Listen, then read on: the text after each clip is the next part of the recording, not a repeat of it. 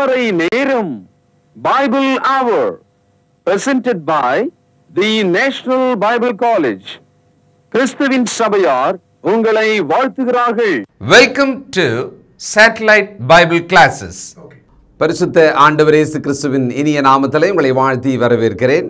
பரிசுத்த ஆண்டவர் இயேசு கிறிஸ்துவின் இனிய நாமத்திலே திருமறை நேர உறவுகளை வான்வழி வேத வகுப்புக்கு அன்போடு வரவேற்கிறேன். ராஜ்யத்தின் குடும்பத்தை பற்றி, திருமண வாழ்வு, இதை பற்றி பேசும்போது நம்ம எல்லாருக்குமே அது ஒரு பிடித்த, கேட்பதற்கு சுவாரஸ்யமான விஷயமாக தான் இருக்கும். குடும்பஸ்தர்கள் குறிப்பாக அதை மகிழ்ச்சியோடு கேட்பாங்க. தங்களுடைய குடும்ப வாழ்வை அதன் வழியாக எண்ணி பார்ப்பாங்க, சீர்தூக்கி பார்ப்பாங்க. அதில் ஏதாகலும் தங்களை சரி செய்து கொள்ள வேண்டுமானால் இந்த வார்த்தைகள், இந்த தொடர் உதவியாக இருக்கும் என்ற நம்பிக்கையில் நாம் இதை கற்றுக்கொண்டு வருகிறோம். இப்போ திருமண உடன்படிக்கையின் கீழாக கணவன் மனைவியாக்கப்பட்ட இருவரும் ஒருவருக்கு ஒருவர் ஏற்ற துணையும் தேவைகளை சந்திக்கும் துணையுமாக இருக்கணும். இப்போது தனிநபராக ஒரு வாலிபன் சுதந்திரமாக சுயாதீனமாக வாழ்ந்து கொண்டிருப்பார். இருந்தாலும் அவர் குடும்பத்துக்குள்ளே தான் இருந்திருப்பார். அதில் சில கடமைகள், பொறுப்புகள் அவருக்கு இருந்திருக்கும். ஆனாலும் தனக்கு ஒரு திருமண உடன்படிக்கையின் வழியாக இணைந்து வரும் பொறுப்புகள் எதுவும் இல்லாமல் அவர் இருப்பார். தனித்து செயல்படுவார். நேரங்காலெல்லாம் பெருசாக அவர் பார்க்க மாட்டார். பெண் பிள்ளைகள் விஷயத்தில் அப்படி சொல்ல முடியாது. அவர்கள் குடும்பத்தோடு கூட இணைந்து இசைந்து தான் அந்த கட்டுப்பாட்டுக்குள்ளே அவங்க இருக்கணும். திருமண உடன்படிக்கைக்குள் வந்துவிட்ட பிறகு இந்த தனியாக, தனித்துவமாக, தனிமையாக இப்படியெல்லாம் இருந்தார் பார்த்தீங்களா ஒருத்தர். அவர் தன் இணையோடு, தன் துணையோடு இசைந்தவராக, அவர்களின் தேவையை அறிந்து அதை போஷிப்பவராக இருக்கணும். இந்த தனித்த வாழ்க்கையை விட்டுறணும். சொல்லுவாங்க சில நேரத்தில் பொறுப்பில்லாத ஒரு கணவன் குடும்பத்துக்கு தேவையானவைகளையெல்லாம் செய்கிற விஷயத்தில் பொறுப்பற்று இருந்தார்னு வச்சுக்கோங்களேன். அப்போ சொல்லுவாங்க, என்னப்பா நீ தனியாளா, இப்போ உனக்கு குடும்பம் ஆகிப்போச்சு, பழைய மாதிரியே நீ இருக்கிற, ரொம்ப லேட்டாக வர்ற, வேலைக்கு போகிற விஷயத்தில் உனக்கு அக்கறை இல்லை, வீட்டுக்கு ஏதாவது எட்டு வந்து கொடுத்தா தானப்பா வீட்டில் சாப்பிட முடியும், இதெல்லாம் அவங்க சொல்லுவாங்க. அப்போ முதல் விஷயம் என்னன்னா, ஒருவருக்கு ஒருவர் துணையாக இருந்து உதவியாக இருக்கணும். நாம் ஒருவர் நேசிக்கிறோம், அன்பாக இருக்கிறோம் அப்படின்னு சொல்கிறதா இருந்தால் அந்த அன்பு எப்பொழுது பூரணப்படும் தெரியுங்களா? ஒருவருக்கொருவர் உதவிகளை செய்து பொறுப்புகளை நிறைவேற்றும் பொழுது தான் அது பூரணப்படுகிறது. வெறுமனே வாயில் அன்பாக இருக்கேன், நான் ரொம்ப அன்பாக இருக்கேன் அப்படின்னு சொல்கிறது பிரயோஜனம் அல்ல. நமக்கே தெரியும். அந்த அன்பானது அடுத்தவரோட தேவையை பூர்த்தி செய்ய வேண்டும், அவளுக்கு உதவியாக இருக்க வேண்டும். அதனால் தனிமையாக இருக்கும் மனிதன் நல்லது அல்ல அவனோட நிலைமை அப்படின்னு சொல்லிட்டு ஏற்ற துணையை தேவன் ஏற்படுத்தினார். அதுதான் இந்த திருமண உடன்படிக்கை, குடும்பம் என்பது. அப்போது இந்த தேவைகளை ஒருவருக்கொருவர் அறிந்து, முதல்ல கணவன் மனைவியாக இவர்கள் உணர்ந்து அந்த தேவையை சந்தித்து கொள்ள வேண்டும். மனைவிக்கென்ற தேவைகள், கணவனுக்கென்ற தேவைகள் இருக்குமா இல்லையா? அதை கடமை என்று ஆவியானவர் சொல்கிறார். 1 கொரிந்தியர் 7ஆம் அதிகாரம் 3ஆம் வசனம். புருஷன் தன் மனைவிக்கு செய்ய வேண்டிய கடமையை செய்ய கடவன், அப்படியே மனைவியும் தன் புருஷனுக்கு செய்ய கடவள். புருஷன் தன் மனைவிக்கு, முதல்ல தலை அந்த புருஷன், அவன் தன் மனைவிக்கு செய்ய வேண்டிய கடமைகளை சரியாக செய்யும் பொழுது அவர்கள் தன் கணவனுக்கு செய்ய வேண்டிய கடமைகளை சரியாக செய்வதற்கு பிரயோஜனமாக இருக்கும். ஆனால் இதில் முரண்பாடு இருக்கலாம், குறைகள், ஏற்ற தாழ்வுகள் இருக்கலாம். ஆனால் கிறிஸ்தவ குடும்பத்துக்குள்ளே, ராஜ்யத்தின் குடும்பமாக இருக்கிற நாம் அந்த தேவனுடைய கட்டளையின்படி நடக்கிறோம் என்பதை வாழ்க்கையில் இந்த குடும்ப உறவுகளுக்குள்ளே நிரூபிக்க வேண்டும். அதில் நாம் கவனமாக இருக்க வேண்டும். இந்த சமுதாயம் தவறான பாடங்களை சில நேரம் நமக்கு சொல்லிக் கொடுக்கும். ஊடகங்கள் தவறான விஷயங்களை புனைந்து கதைகளாக்கி நமக்கு காட்டும். இன்றைக்கு நிறைய காட்சிகள் வழியாக அது நம்முடைய இருதயத்துக்குள்ளே பிழைகளாக பதிவாகிறது. அதனால் ஒரு கணவன்னா இப்படி இருக்கணும், மனைவின்னா இப்படி இருக்கணுன்றத உலகம் என்ன சொல்லி கொடுக்குதோ அதை தான் பதிந்து ஞாபகம் வைத்துக் கொள்வதாக இன்றைய தலைமுறையை நம்ம பார்க்க முடியுது. கிறிஸ்தவர்களும் அதற்கு விதிவிலக்கல்ல. தேவனுடைய ஜனம், தேவனுடைய ராஜ்யம், தேவனுடைய பிள்ளைகளாக இருக்கிற நாம் தேவ குடும்பத்துக்குள்ளே வாழ்ந்து கொண்டிருக்கிறபடியால் நம்முடைய திருமண உடன்படிக்கையின் அந்த உறவின் தேவைகளை மிக கவனமாக பூர்த்தி செய்ய ஜாக்கிரதை வேணும். கடமை என்று சொல்லுகிறார். மனைவிக்கான கடமை, புருஷனுக்கான கடமை. இன்றைக்கு இதை கொஞ்சம் திங்க் பண்ணுங்க, கொஞ்சம் உட்கார்ந்து யோசிங்க. ஒரு மனைவி என் புருஷனுக்கான கடமைகளை நான் செய்கிறேனா? அதெல்லாம் என்னது? ஒரு புருஷன் தன் மனைவிக்கான கடமைகளை செய்கிறேனா? அதெல்லாம் என்ன? உங்கள் மனதில் வரிசைப்படுத்தி பாருங்கள். இதில் ரொம்ப முக்கியமாக இதெல்லாம் சரியாக செய்யறதுக்கு ஏதாவது ஒரு உதவி இருக்கா? நமக்கு ஏதாவது ஒரு ஹெல்ப் இருக்கா? ஏதாவது ஒரு கேட்ஜெட் மாதிரி நம்ம வச்சுக்கலாம், ஒரு ஐடியா இருக்கா? இருக்கு. கிறிஸ்துவின் அன்பு நமக்குள் நிறைந்து அதை நாம் உணர்ந்து அது நம்மை நெருக்கி ஏவும் பட்சத்தில் அது இப்படியெல்லாம் செஞ்சிடும். என்ன?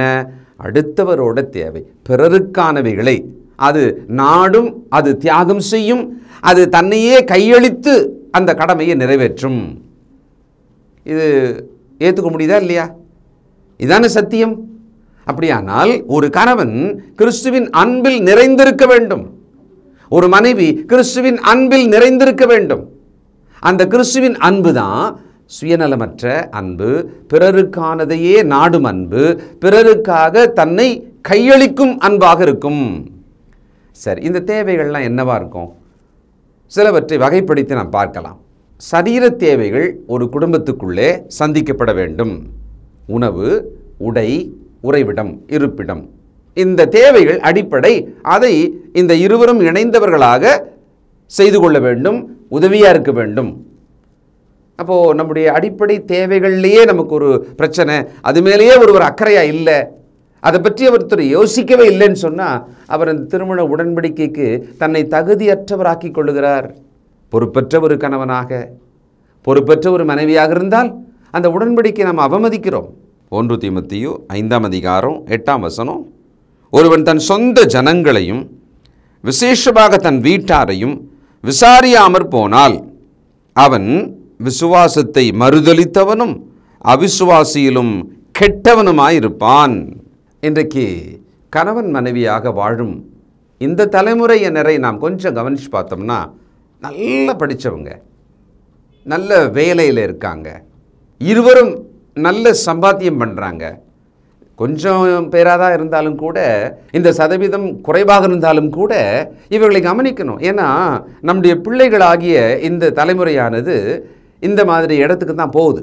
இருவரும் சம்பாதிக்க வேண்டும், அப்போ தான் குடும்பம் நடத்த முடியும். இருவரும் சம்பாதித்து வேலைகள்லாம் செய்து வாழ்ந்தால் அது எப்படி இருக்கும்?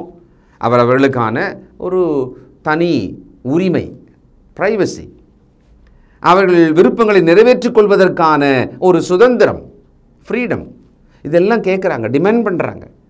கல்யாணத்துக்கு முன்னால் 1 மணி நேரம் நின்று பேசிக்கிறாங்க. பெண் பார்க்கும்போதே, மாப்பிள்ளை பார்க்கும்போதே, இப்படி இருக்கணும், நான் அப்படி இருக்கணும், நீ உன் வழி என் வழின்ற மாதிரி ஒரு அக்ரிமெண்ட்டோடவே இப்போ திருமண ஒப்பந்தத்துக்குள்ளே இணையும் காலமாக இருக்கிறது. ஆனால் கிறிஸ்துவின் அன்பு நிறைந்த ஒரு ஆண், கிறிஸ்துவின் அன்பு நிறைந்த ஒரு பெண், இருவரும் ஒருவருக்காக ஒருவர், மற்றவர்களுக்கானதையே இன்னொருவர் தேடுபவதாக இருந்தால் இருவர் தேவைகளும் பூர்த்தியாகும். இவர் அவங்க தேவையை சந்திப்பார், அவங்க இவர் தேவையை சந்திப்பாங்க. இப்போ அந்த குடும்பத்தை ஒருவன் விசாரியாமல், ஒரு புருஷன் விசாரியாமல் அப்படின்னா என்ன? இந்த உணவு, உடை, உறைவிடமாகிய தேவைகளை எல்லாம் சரியாக அவன் சந்திக்காமல் இருந்தால் என்ன ஆகும்? அவன் விசுவாசியிலும் கெட்டவன் என்று எண்ணப்படுவான். அப்போது நலமான வேலை செய்ய வேண்டும், சம்பாதிக்க வேண்டும். அந்த சம்பாத்தியத்தில் அந்த குடும்பத்தின் இந்த தேவைகளை எல்லாம் ஒருவர் சந்திக்க வேண்டும். அந்த குடும்பத்தின் தேவைகள் சந்திக்கப்படும் பொழுது அதை பராமரித்து வளர்த்தெடுக்கும் வேலையை அந்த மனைவி செய்ய வேண்டும். ஒருவருக்கொருவர் இது உதவியாக செய்யப்பட வேண்டும். இந்த அதிகாரத்தில் 14ஆம் வசனம் பாருங்க, 1 தீமோத்தேயு 5. ஆகையால் இளவயதுள்ள விதவைகள் விவாகம் பண்ணவும், பிள்ளைகளை பெறவும், வீட்டை நடத்தவும், விரோதிக்கிறவன் நிந்திக்கிறதற்கு இடமுண்டாக்காமல் இருக்கவும் வேண்டும் என்று இருக்கிறேன். இதில் ஒரு வார்த்தை மட்டும் நம்ம எடுத்துருவோமே, வீட்டை நடத்தவும். பார்த்தீங்களா? அப்போ இந்த வீட்டை நடத்துதல் என்பது அந்த குடும்ப வளர்ச்சிக்கான ஒரு உதவி, ஒரு வேலை. அது அந்த வீட்டுக்கானதை போஷிக்க வேண்டும். ப்ராவிடன்ஸ், ஒரு ப்ரொவைட் பண்ணுற ஒரு வேலையை அந்த குடும்ப தலைவன் செய்ய வேண்டும்.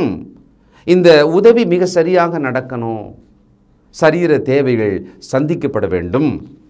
தீத்து 2:5 தெளிந்த புத்தியுள்ளவர்களும் கற்புள்ளவர்களும் வீட்டில் தரித்திருக்கிறவர்களும் நல்லவர்களும் தங்கள் புருஷருக்கு கீழ்ப்படிகளுமாய் இருக்கும்படி அவர்களுக்கு படிப்பிக்கத்தக்க நற்காரியங்களை போதிக்கிறவர்களுமாய் இருக்கவும் முதிர் வயதுள்ள ஸ்திரீகளுக்கு புத்தி சொல்லு. முதிர் வயதுள்ள ஸ்திரீகள் அம்மாவோ மாமியாரோ சொந்த பந்தத்தில் இருக்கிறவர்களோ கிறிஸ்துவுக்குள் அவர்கள் இருந்து, அப்படி இல்லை என்றாலும் கூட நல்ல ஆலோசனைகளை அவர்கள் சொல்லுவாங்க. அதில் என்ன? வீட்டிலே தரித்து பிள்ளைகளை பராமரித்து வளர்த்து அந்த வீட்டின் காரியங்களை எல்லாம் செய்ய வேண்டும். இரண்டாவதாக ஒரு சோஷியல் நீடுன்னு சொல்லுவாங்க, சமூகத்தின் தேவைகள். ஒரு குடும்பம்னா நம்ம ஒரு தீவில் போயிட்டு ஒரு சின்ன வீடு கட்டி அது உள்ள நம்ம தனியாக வாழ போகிறதில்ல. திருமணம்னாலே அது நடக்கும்போது 2 வெவ்வேறு குடும்பங்கள் இணைகிறது, அந்த குடும்பங்களின் உறவுகள் இணைகிறது. அப்போ பாருங்களேன், அந்த தனிநபராக 2 பேர் இணைவதில் 2 சமூக மக்கள் இணைகிறாங்க. அப்போது அந்த சமூக மக்களோட உறவை பாராட்டுவது, அதன் தேவைகளை சந்திப்பது, உரிய கனம் செலுத்துவது, அந்த இடத்துல இந்த திருமண வாழ்க்கைக்கு பாதகமில்லாதபடிக்கு அந்த சமூகத்தின் தேவைகளை, பங்காளி இல்லையா, கொண்டோம் கொடுத்தோம் அப்படின்ற அந்த உறவுகளை எல்லாம் ஒரு மரியாதையோடு நம்ம நடத்தி சொல்லணுமா இல்லையா? அந்த பொறுப்பும் இருக்கே. யாரும் வேணாம், நம்ம 2 பேர் மட்டும், நமக்கான குழந்தைகள் பிறந்த அவங்க மட்டும் அப்படின்னு ஒருத்தர் வாழ முடியாது. அப்படி வாழ்ந்தாங்கன்னா அவங்க நிம்மதியற்றவர்களாக இருப்பார்கள். அவர்கள் ஒரு குறிப்பிட்ட காலத்துக்கு பிறகு உதவியற்றவர்களாக போவார்கள். வாழ்க்கையை வெறுத்து அவர்கள் வாழ்வார்கள். அப்போ ஒரு சமூக தேவையும் இருக்கிறது, அதையும் மனதில் வைத்துக்கொண்டு நடக்கணும். ஒரு தோழமை, நட்புறவு, உறவுகளுக்கு வேண்டிய உதவிகளை செய்வது தேவைப்படும் பொழுதெல்லாம் இதெல்லாம் அவசியமாக இருக்கிறதே. மூன்றாவது, உணர்வு தேவைகள், எமோஷனல் நீட்ஸ். இது ரொம்ப முக்கியம். இங்கே தான் பல குடும்பங்கள், கணவன் மனைவி உறவுகளுக்கு நடுவில் மிகப்பெரிய குறைபாடு இருக்கிறது. இந்த காலத்தில் அதிகமாக இருக்கிறது. காரணம் என்னென்னா, செல்ஃபோனை ஆளுக்கு ஒன்று கையில் வச்சுக்கிட்டு அவர்கள் ஒரு தனி உலகத்தில் வாழ்வதை போல இன்றைக்கி போயிடுறாங்க. அவர்கள் ஒரு தனித்து தங்களை பிரித்து கொண்டு ஒரே வீட்டுக்குள்ளேயே அப்படி வாழ்கிறத நம்ம பார்க்குறோம். ரொம்ப வேதனைக்குரியது. என்ன நோக்கத்துக்காக திருமண உறவு, உடன்படிக்கை, குடும்பம், பிள்ளைகள் என்று தேவன் ஏற்படுத்தினாரோ அனுமதித்தாரோ அந்த நோக்கத்தோட நன்மைகளை அனுபவிக்க முடியாமல், வாழ முடியாமல் இருக்கும் குடும்பங்கள் இன்னைக்கு பெருகிவிட்டது. அடிப்படையில் அன்பு இருவருக்குமான தேவை. ஆனால் இன்னும் கொஞ்சம் அதை பகுத்து கவனிச்சோம்னா, ஒரு புருஷன் என்பவனுக்கு மனைவியானவர் மதிக்க வேண்டும், உரிய மரியாதை கொடுக்க வேண்டும். அப்போது எல்லாவற்றிலும் ஒரு புருஷன் என்பவன் மதிப்பை, மரியாதையை தேடுவான். அதுதான் அவனோட தேவை. இங்கே மனைவியை பார்த்தா அந்த பெண்மணிக்கு அன்பு தேவை, நேசம் தேவை. எந்த விதத்தில் பார்த்தாலும் அவங்களுக்கு அதுதான் தேவை. அதை பல வகையில் எதிர்பார்ப்பாங்க, அதை பல வகையில் அதை பூர்த்தி செய்ய வேண்டும். சமூக தேவைக்குள்ளேயும், சரீர தேவைக்குள்ளேயும், உணர்வு தேவைக்குள்ளேயும், ஆவிக்குரிய தேவைக்குள்ளேயும் அன்பு என்பது அங்கே ரொம்ப முக்கியமான பொருளாக இருக்கும். இங்கே மதிப்பு என்பது முக்கியமான பொருளாக இருக்கும்.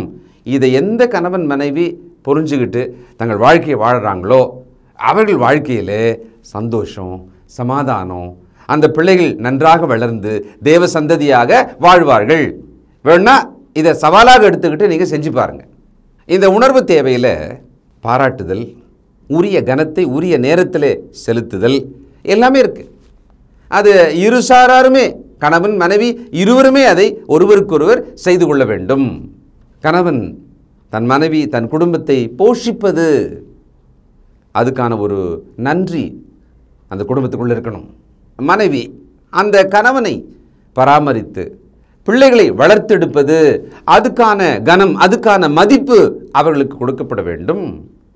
பாருங்க, நீதிமொழிகள் 31ஆம் அதிகாரத்தில் அந்த குடும்பத்துக்குள்ளே மிக சரியாக தேவைகள் பூர்த்தி ஆகிற பட்சத்தில் எப்படி பாராட்டுறாங்கன்னு பாருங்க.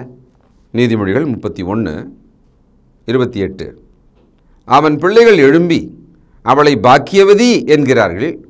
அவள் புருஷனும் அவளை பார்த்து, அநேகம் பெண்கள் குணசாலிகளாய் இருந்ததுண்டு, நீயோ அவர்கள் எல்லாருக்கும் மேற்பட்டவள் என்று அவளை புகழுகிறான். பிள்ளைகள் பாக்கியவதி, ஆசீர்வதிக்கப்பட்ட தாயார் அப்படின்றாங்க. கணவன் புகழுகிறான், நீ மேலானவள் என்று புகழுகிறான். அப்போ உரிய பாராட்டு, பாராட்ட தகுந்த நடக்கை, உதவி, தன் கடமை செய்வது இருக்கணும். 2 பேருக்குமே தான் இருக்கணும்.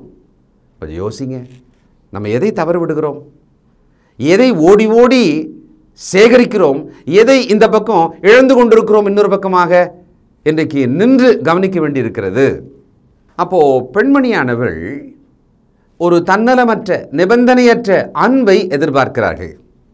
ஒரு ஆண், ஒரு புருஷன் என்பவன் தன்னலமற்ற அன்பினாலே உரிய மரியாதையை அவன் எப்பொழுதும் எதிர்பார்க்கிறான். இந்த உணர்வு தேவையை பூர்த்தி செய்துவிட்டால் அங்கே சண்டை, சச்சரவு, பிணக்கு, பிரிவுக்கு இடமே இல்லை. இப்போ பாருங்களேன், புருஷன் அன்பாக இருக்கிறார் அப்படின்னு சொன்னால் அந்த அன்பினாலே தேவைகளை சந்திப்பார், போஷிப்பார், தன் ஜீவனை கொடுக்கும் அளவுக்கு இருக்கும் பொழுது எதையும் கொடுப்பார். இந்த இடத்துல உரிய கனத்தை எப்படி கர்த்தருக்கு கீழ்ப்படுகிறது போல அந்த மரியாதை என்பதில் கீழ்ப்படிதல் நிச்சயம் இருக்கிறது. 2மே இணைந்த ஒன்று, அது தனித்தனியாக பிரிக்க முடியாது. நல்ல மரியாதை வச்சுருக்கேன், கீழ்ப்படுகிற விஷயத்தில் நான் கொஞ்சம் வித்தியாசம்தான் அப்படின்னா தப்பாக போயிடும். எல்லாத்துக்கெல்லாம் என்னால் கீழ்ப்படிய முடியாது, ஆனால் அவருக்குரிய ரெஸ்பெக்டை நான் கொடுத்துருவேன்னு வாங்க, இது தப்பு, இது முரண்பாடு. கர்த்தருக்கு கீழ்ப்படுகிறது போல எப்படி கீழ்ப்படியும், யாருக்கு கீழ்ப்படியுமோ, யார் மீது நாம் கனத்தை வைத்திருக்கிறோமோ, மரியாதை வைத்திருக்கிறோமோ அவர்களுக்கு நிபந்தனை இல்லாமல் கீழ்ப்படியுமா இல்லையா? அதுபோல அந்த புருஷனுக்கு கீழ்ப்படிய வேண்டும். இப்படி இருந்துவிட்டால் அந்த குடும்பம் சமாதானமும் மகிழ்ச்சியுமாக இருக்கும். அது ராஜ்யத்தின் குடும்பம். அது சரி. அடுத்த தேவை ஆவிக்குரிய தேவை. இந்த ஆவிக்குரிய தேவையானது ஜெபத்தினாலும் வேத வாசிப்பினாலும், முக்கியமாக ஒரு குடும்ப தலைவன் அந்த குடும்பத்தை, மனைவி பிள்ளைகளை கர்த்தருடைய வார்த்தையை போதித்து நடத்துகிறவனாயும் இருக்கணும். அப்போ தான் அந்த குடும்பத்தோட ஆவிக்குரிய தேவை சந்திக்கப்படும். வேலைக்கு போகிறாரு, சம்பாதிக்கிறாரு, பணத்தை கொண்டு வராரு, பொருளை கொண்டு வராரு, இவர்கள் தேவைகளெல்லாம் சந்திக்கிறார். இது சரீர தேவை. ஆவிக்குரிய தேவைன்னா தன்னை கர்த்தருடைய வசனத்தினாலே வளர்த்து கொண்டு, அறிவு பெற்றுக்கொண்டு, போதக சமர்த்தனாக, எப்பவுமே ஒரே நாளில் அப்படி ஆயிட முடியாது. ஆனால் அப்படித்தான் அந்த குடும்பத்தின் ஆவிக்குரிய தேவையையும் சந்தித்தாக வேண்டும் என்கிற ஒரு பொறுப்பு, கவனம், அதற்கான முயற்சி அந்த குடும்ப தலைவனுக்கு தேவை. 1 பேதுரு 3ஆம் அதிகாரம் 7 முதல். அந்தபடி புருஷர்களே, மனைவியானவள் பலவீன பாண்டமாக இருக்கிறபடியினால் உங்கள் ஜெபங்களுக்கு தடை வராதபடிக்கு நீங்கள் விவேகத்தோടെ அவர்களுடனே வாழ்ந்து உங்களுடனே கூட அவர்களும் நித்திய ஜீவனாகிய கிருபையை சுதந்தரித்துக் கொள்ளுகிறவர்கள் ஆனபடியினால் அவர்களுக்கு செய்ய வேண்டிய கனத்தை செய்யுங்கள். இதுவரைக்கும் படித்ததெல்லாம் மொத்தமாக இந்த வசனத்துக்குள்ளே பார்க்குற மாதிரி இருக்குது. பாருங்கள், புருஷர்களே, மனைவியானவள் பலவீனமான பாண்டமாக இருக்கிறபடியால் அவர்களோடு கூட நீங்களும் நித்திய ஜீவனை சுதந்திரிக்க வேண்டும். அது வரைக்கும் போகணும். அதனால் உங்கள் ஜெபங்களுக்கு தடை வராதபடிக்கு, அந்த ஆவிக்குரிய செயல்பாட்டுக்கு ஏன் தடை வரும்? இந்த குடும்பத்தை போஷிக்கிறதுல தவறு செய்தால், அதில் நாம் சரியாக செய்யாவிட்டால் பிரச்சனை வரும், கேட்பாங்க, சண்டை வரும், மனக்கஷ்டம் வரும். எப்படி ஒருவர் ஒரு மனதோடு கூட ஜெபிக்க முடியும்? தடை. சமூக தேவை சந்திக்காத பொழுது தடை, உணர்வு தேவை சந்திக்காத பொழுது தடை. இப்படி தான் தடைகள் வருமா? அப்போ நம்முடைய நோக்கம் என்ன?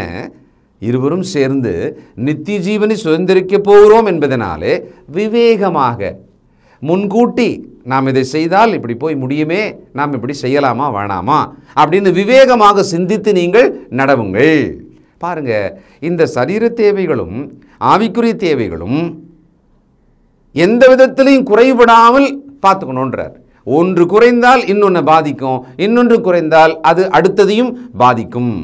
ரெண்டுமே சமமாக, ரெண்டு தண்டவாளம் மாதிரி கரெக்டாக இருக்கணும். அப்போ தான் அந்த ரயில் சரியாக ஓடும், இந்த குடும்பம் சரியாக நடக்கும். ரட்சிப்பின் விஷயத்தில் இருவரோட ரட்சிப்பு சரியாக, தேவனை தொழுது கொள்கிற விஷயத்தில், சபை கூடி வருகிறதுல கணவன் மனைவியாக சரியாக இருந்தால் தான் பிள்ளைகளை சரியாக நம்ம வழிநடத்தவே முடியும். ஆளுக்கு ஒரு பக்கம், ஆளுக்கு ஒரு விசுவாசத்தில் போய் கொண்டிருந்தால் என்ன ஆகும்? இன்றைக்கி அப்படி தான் இருக்குது. ஆளுக்கு வெவ்வேறு சபைகளில் நீங்கள் போயிட்டு வாங்க, நான் போயிட்டு வந்துடுறேன். வேலைக்கு நீங்கள் ஒரு இடம், நாங்கள் ஒரு இடம்னாக்கா போயிட்டு வரோமா இல்லையா? அந்த மாதிரி இன்றைக்கி சபை கூடுகிற விஷயத்தில், ஆவிக்குரிய விஷயத்தில் அங்கே அந்நிய நுகத்தில் அவிசுவாசியோட பிணைக்கப்பட்டதனால போராடி கொண்டிருக்கிறார்கள். அவர்களால் ஆவிக்குரிய தேவையை அந்த குடும்பத்தில் பூர்த்தி செய்து விடவே முடியாது. சரீர தேவையை ரொம்ப பெஸ்ட்டாக கூட பண்ணிவிடுவாங்க. ஏன்னா அவங்க நல்ல சம்பாத்தியத்தில் இருப்பாங்க, இருவரும் கூட சம்பாதிப்பார்கள். அதில் அவர்கள் எல்லாம் இசைந்து ரொம்ப கரெக்டாக போவாங்க, பிரச்சனையே வராது, பிரச்சனை வச்சுக்கவும் மாட்டாங்க சரீரத்தின் தேவைகள் பூர்த்தி செய்கிற விஷயத்தில். ஆனால் ஆவிக்குரிய தேவையை பூர்த்தி செய்வதை அவர்கள் ரெண்டாம் பட்சமாக வச்சதுனால அதில் கவனமாக இருக்க மாட்டாங்க. இது என்ன ஆகும்னா சரீர வாழ்க்கையும் ஒரு நாள் பாதிக்கும். சரீர வாழ்க்கையை அவர்கள் சமாதானமாக அமைதலாக வாழ முடியாமல் போயிடும். ஆக இந்த ஒரு எச்சரிக்கை நமக்கு தேவை. தேவன் தம்முடைய வார்த்தைக்குள்ளே இதை நமக்கு தெளிவாக சொல்லுகிறார். தடை வராதபடிக்கு நீங்கள் கவனமாக இருங்கள். உபவாசம் அதில் கவனமாக இருங்க, ஜெபம் கவனமாக இருங்க. வேத வசனங்களை எடுத்து அந்த குடும்பத்தில் நீங்கள் போதித்து நடத்துகிறவராக இருக்க வேண்டும். ஒரு குடும்ப தலைவன் இந்த அளவுக்கு தன்னை வளர்த்து கொள்ள வேண்டும். அப்போ எல்லா தேவைகளையும் பூர்த்தி செய்வதில் கவனமாக இருக்கணுமா இல்லையா? சரீர தேவைகளும் சரி, ஆவிக்குரிய தேவைகளும் சரி. 1 கொரிந்தியர் 7ஆம் அதிகாரம் 3 முதல், புருஷன் தன் மனைவிக்கு செய்ய வேண்டிய கடமையை செய்ய கடவன், அப்படியே மனைவியும் தன் புருஷனுக்கு செய்ய கடவள். மனைவியானவள் தன் சுய சரீரத்திற்கு அதிகாரி அல்ல, புருஷனே அதற்கு அதிகாரி. அப்படியே புருஷனும் தன் சுய சரீரத்திற்கு அதிகாரி அல்ல, மனைவியே அதற்கு அதிகாரி. உபவாசத்துக்கும் ஜெபத்துக்கும் தடையிராதபடிக்கு இருவரும் சில காலம் பிரிந்திருக்க வேண்டும் என்று சம்மதித்தால் அன்றி ஒருவரை விட்டு ஒருவர் பிரியாதிருங்கள்.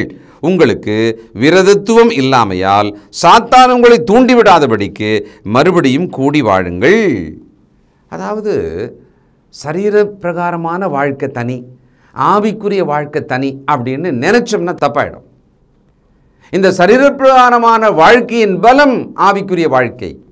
ஆவிக்குரிய வாழ்க்கையை நாம் சரியாக செய்வதற்கு சரீர வாழ்க்கை சரியாக இருக்க வேண்டும். நல்ல ஞாபகம் வச்சுக்கோங்க. இதை தான் ஒருவருக்கொருவர் திருமண உடன்படிக்கையின் கீழாக அவரவர் கடமையை சரியாக செய்து அவரவருக்கான தேவைகளை சந்திக்கிற விஷயத்தில் கவனமாக இருக்கணும். இதை பிள்ளைகள் பார்த்து அவர்கள் கற்றுக்கொண்டு அவர்கள் அதிலே கவனமாக வாழ்வார்கள். அப்போ அந்த தேவ குடும்பம் தேவ சந்ததியாக சரியாக வாழும். சாத்தான் சோதிப்பான், அந்த சோதனைக்கு இடங்கொடாதபடிக்கு நீங்கள் கவனமாக வாழுங்கன்றார். நல்ல வார்த்தைகளை, சத்தியத்தை நாம் குடும்பமாக பல ஆண்டுகள் வாழ்ந்து கொண்டிருந்தாலும் கூட இப்பொழுது சிலவற்றை சரி செய்ய வேண்டுமே, இதில் நான் இன்னும் தேவனுக்கு பிரியமாக இருக்க வேண்டுமே தோணியிருக்குமா இல்லையா? ஒப்பு கொடுத்து நாம் ஜெபிப்போம். இரக்கமுள்ள பிதாவே, பரிசுத்தர் பரிசுத்தரே, உம்முடைய அற்புதமான வார்த்தையின் ஞானம் இன்றைக்கு எங்களோடு பேசப்பட்டிருக்கிறது. இதோ நாங்கள் அதை கவனித்திருக்கிறோம். அதன் மூலமாக நாங்கள் உணர்கிறோம். எங்களுக்கு சுட்டிக்காட்டினீர். எங்கள் இருதயத்துக்குள்ளே வந்து இதோ இதை கவனிக்க வேண்டுமே, நான் அஜாக்கிரதையாக இருக்கிறேனே, இந்த குறை நீங்க வேண்டுமே என்று யோசிக்க உம்முடைய வார்த்தை எங்களை சந்தித்ததற்காக உமக்கு ஸ்தோத்திரம். கேட்டமுடைய மக்களை, உணர்ந்தமுடைய மக்களை ஆசீர்வதியும். உமக்கு பிரியமாக மட்டுமே வாழ எங்களை நடத்துவீராக. எங்கள் பிள்ளைகளையும் ஆசீர்வதிப்பீராக. இயேசு கிறிஸ்துவின் பரிசுத்த நாமத்தில் ஜெபிக்கிறோம் பிதாவே, ஆமென். அழகாய் நிற்கும் யார் இவர்கள், திரளாய் நிற்கும் யார் இவர்கள்? சேனை தலைவராம் இயேசுவின் போர்த்தளத்தில் அழகாய் நிற்கும் யார் இவர்கள்? அழகாய் நிற்கும் யார் இவர்கள்? ஒரு தாலந்தோ, 2 தாலந்தோ, 5 தாலந்தோ உபயோகித்தோர், சிறிதானதோ பெரிதானதோ பெற்ற பணி செய்து முடித்தோர், அழகாய் நிற்கும் யார் இவர்கள்? திரளாய் நிற்கும் யார் இவர்கள்?